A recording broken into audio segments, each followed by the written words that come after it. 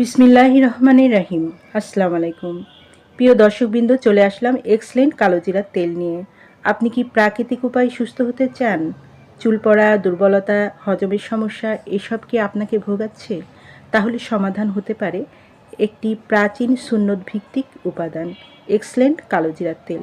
নিয়মিত এ তেল ব্যবহারে রোগ প্রতিরোধ ক্ষমতা বাড়াতে সহায়তা করে, হজম শক্তি উন্নত করতে সাহায্য করে, চুল পড়া কমিয়ে আনতে সহায়তা করে, চুলকে করে মজবুত ও ঘন, শরীরের দুর্বলতা দূর করে এনার্জি বাড়াতে সাহায্য করে।